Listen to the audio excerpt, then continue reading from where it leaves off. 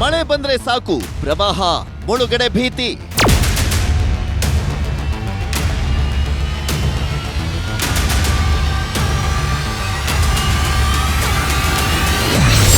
ಬೆಣ್ಣೆಹಳ್ಳ, ತುಪ್ಪರಿಹಳ್ಳ ಸಂತ್ರಸ್ತರ ಕಷ್ಟ ಕೇಳಿದ್ದ ನ್ಯೂಸ್ 18.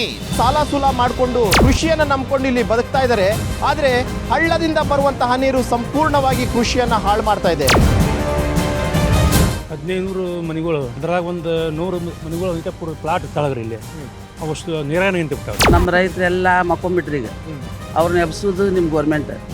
ಆಮೇಲೆ ಅವರ ಲಾಸ್ ಆದ್ರೆ ಕೂಲಿ ಮಜದೂರು ಯಾರು ಎಷ್ಟು ಲಾಸ್ ಆಗಬಾರ್ದು. ಕಾಲುವೆ ಯಾರು ಬಂದು ನೋಡೋಂಗನೇ ಇಲ್ರಿ. ಅವನ್ನ ಅದು ಅಡ್ಡಾಡಕ್ಕೂ ದಾರಿ ಇರಲ್ರಿ. ಚೇಂಬರ್ ಇದು ಎಲ್ಲ ಬಂದಾಗ್ಯಾವ್ರಿ. ಬಂದು ಯಾರು ನೋಡೋದಿಲ್ರಿ. ಕೇಂದ್ರ ಅಧ್ಯಯನ ತಂಡ ಭೇಟಿ, ಹೂಳೆತ್ತಲು ಗ್ರೀನ್ ಸಿಗ್ನಲ್. ನ್ಯೂಸ್ 18ಗೆ ಧನ್ಯವಾದ.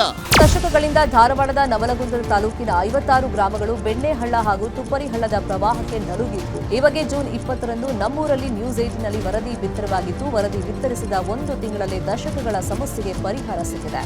ವರದಿಯಿಂದ ಎಚ್ಚೆತ್ತ ರಾಜ್ಯ ಸರ್ಕಾರ 200 ಕೋಟಿ ವೆಚ್ಚದಲ್ಲಿ ಬೆಣ್ಣೆಹಳ್ಳದಲ್ಲಿ ಹೂಳೆತ್ತಲು ಮುಂದಾಗಿದೆ. ನಂದು ಉದ್ದೇಶ ನೆಕ್ಸ್ಟ್ ಮಳೆಗಾಲ ಮುಗಿದ್ಗಳಿಕೆನ ಕಾಮಗಾರಿ ಪ್ರಾರಂಭ ಮಾಡಬೇಕು. ಅದಕ್ಕೆ ನ್ಯೂಸ್ 18 ಅವ್ರು ನೀವು ಕೂಡ ಸುದ್ದಿ ಮಾಡಿದ್ರಿ, ಜನರ ಗಮನ ಹರಿಸಿದ್ರಿ. ತಮಗೂ ಅಭಿನಂದನೆ ಸಲ್ಲಿಸ್ತೇವೆ. ನಮ್ಮ ಜನರಿಗೆ ಅದರಿಂದ ಒಳ್ಳೆಯದಾಗುತ್ತೆ. ಇದಕ್ಕೆ ಸುಮಾರು 700 ಕೋಟಿ ರೂಪಾಯಿ ಟೆಂಡರ್ ಪ್ರಕ್ರಿಯೆ ಈಗಾಗಲೇ ಮುಗಿದಿದೆ. ಇನ್ನೇನು ಕಾಮಗಾರಿ ಹೂಳೆತ್ತುವ ಕಾಮಗಾರಿ ಪ್ರಾರಂಭವಾಗಿದೆ.